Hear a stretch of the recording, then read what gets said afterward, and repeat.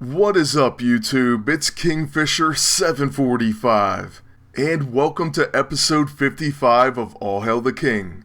In this episode, we're going to have 3 team-ups for Kate Bishop, and we're just going to talk a little bit about each one.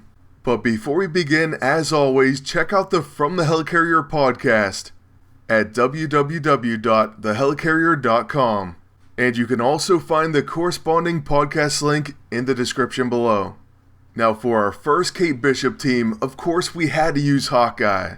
It's basically her designated team-up. I think it's pretty safe to say it's the best option for Kate, and we're going to prove it once again in this video. By the way, I do want to say I'm sorry this video wasn't posted yesterday, but it was because of PC issues. Hopefully it's fixed now, and it seems to be working fine, at least currently. Don't worry though, I will make it up to you with all these Spec Op videos that's going to be coming soon. In fact, they posted a tweet yesterday that said my spidey sense is tingling. Now I don't want to get on them for it because apparently there was a setback. I understand why people got upset with them because it was kind of like they tricked us. But in all honesty, I'm sure it was just some unforeseen thing, and they'll release it soon. I wouldn't be surprised if it got released later today, even though I wish they would wait until after PvP was done. I am excited for it though, especially as a big Spider fan, and we will definitely cover it with plenty of videos as soon as it comes out. Now as far as this battle on Kate's turn, I really wasn't sure who we wanted to attack. For a second I debated tranking Heimdall, but they have the relentless E-ISO. So instead I'm just going to go with the regular, or I should say improved sure shot, and we're going to target Null. It does do a pretty nice crit, and then we get a Cosmic Cardinal, and as we know, Hawkeye is going to follow up as well. So that's the end of the Breaker of Worlds. Then after Heimdall sends us to Bifrost, we're going to counteract some of his buffs by using the Neuro Purge. This quick action gadget has pressure points, so it's going to apply debuffs that will help out Kate's level 9. After that, I debated using the Light Fantastic, but it really would be a waste. So instead, we're going to use the Mystic on the enemy agent. He definitely appeared to be pretty heavily debuffed, and now he's going to have obsolete tech as well. Since he does have pinpoint target, we're going to use Hawkeye to place that on Heimdall. Then just to be sure we knock him out before his turn, we're going to single target attack the enemy agent. In this case, Kate isn't even needed. But with her up next, we can finally use her level 9, the Kree Composite Soul Bow. This attack can do a decent amount of damage if it's completely set up. In this case, it does a little over 5k, which is just alright. The good news is Heimdall takes a boomerang arrow at the start of his turn, and then a preemptive hit from Hawkeye. So game, set, and match. Now moving on to our second team up. This time we're using Kate with Union Jack. This seemed like a logical team-up, even though really, it kind of isn't. Kate's extra attacks come differently than they do with Hawkeye. But still, myself and many others thought, hey, we should try her out with Union Jack. And something special does happen. So yeah, I did receive a few messages about this team, and something different does happen, so pay attention to Kate's first turn. First of all, we decide to fire a Trank Arrow. So we fire it at Beast, but we know the enemy agent's going to protect.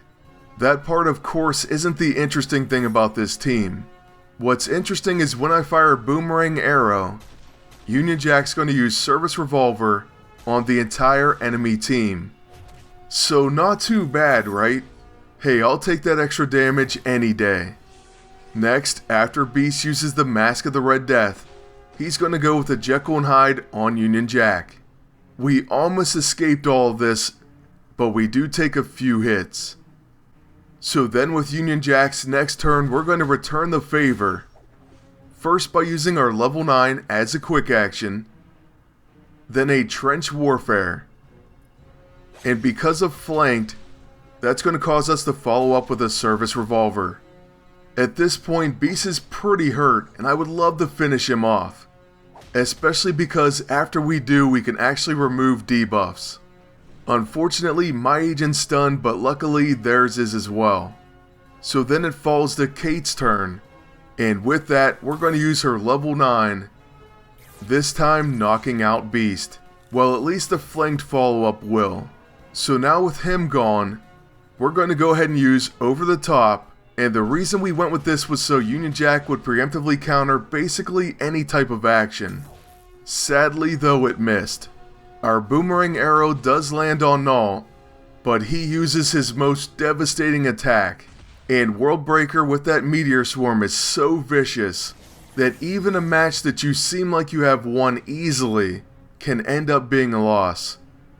It really is sick. I mean, just look at my agent, he was fine and now he's basically dead. Kate Bishop also gets knocked down in a hurry. So yeah, while I was very confident, now I'm not. We have to find a way to take out Null. One of our other main concerns is of course Union Jack's a scrapper, and there's only bruisers remaining. But with Kate, we debated using her level 6 which has Fatal Blow, but instead we settled on her level 1. Little did we know Union Jack was going to use his service revolver trick once again, or else we could have just targeted Null. I do have to say though that I'm very pleased our boomerang arrow does almost 3,000 a hit. That definitely comes in handy. We need all the help we can get against Null, and in fact, after using V for victory, he's going to get another turn. With that, he uses Fatal Fists on Union Jack. It misses, so we dodged a bullet, and now we can attack and get our flanked follow-up. Alright, so we barely pull out that victory. That's just how ridiculous Null and especially Meteor Swarm is. But hey, it is what it is. At least he's not Kurth, I guess. And now moving on to our final team up, we're going with our main man, Captain Britain, the Titan of Paragon Exploiter. He of course can gain an extra turn once you stack up those Paragon Exploiter debuffs, and his Britannic is a one-shot killer. Unfortunately, the Watchful Eye is very annoying, and it stops his unarmed attacks, so we're limited to using Smashing right off the bat. However, besides having Paragon Exploiter on her level 9, Kate can also help out Captain Britain, because her pinpoint target will allow him to hit the agent. Alright, so the new Spec Ops launched as I was finishing this video, so I will have the first look and overview up later tonight, and the first part of the task list soon after that. So yeah, this still has to render and that does take a while, but while we're doing that, we'll get caught up on Spec Ops, and then I'll have more videos ready to go later this evening. First though, we have to finish off this very annoying Pestilence Beast and Enchantress team. And I'm telling you right now, Enchantress is ridiculous. That's why we tried to take her out first. In an earlier battle, we dropped the entire enemy team, and then Enchantress went on for like 2 minutes by herself. We kept having to skip our turns or we hit our own teammates. We just could not finish her. And so I was worried about that here as well. Then on our Captain Britain's turn, I'm definitely worried about hitting our own teammate, which is a serious possibility. Because of that, I can't go with our level 9. I'll just have to try our level 1. And of course, we hit our own agent. So see, even with her on death's door, we cannot finish her off. The only thing left to do is to use Momentary Advantage, and then we're going to get multiple attacks. In fact, we now get 3. At least until that's fixed, I guess. And so finally we do take her down. Then we also get to attack the enemy agent as well, so we'll use the Mystic. The bottom line is, I don't like the cube, so I don't want him to use it. By placing obsolete tech on him, he won't be able to. So on his turn, he's going to use the Golden Coppice, but it really doesn't do that much damage. Next up, on Kate Bishop's turn, first we wanted to use the Trank Arrow, but of course Beast is immune to stun. So instead we're going to use the Putty Arrow.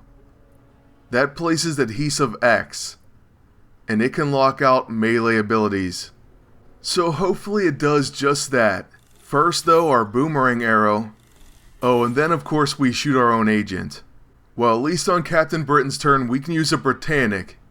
This time it should definitely land. And that knocks out the enemy agent. We also do proc an extra turn, so we're going to use another Britannic on the Horseman of Pestilence. This is going to do a 20k crit, and it knocks him out as well. So that's going to be the end of the fight as well as this video. I hope you all enjoyed it, and I want to thank you all for watching. Please leave a like, comment, and subscribe. And until next time, good luck and take care.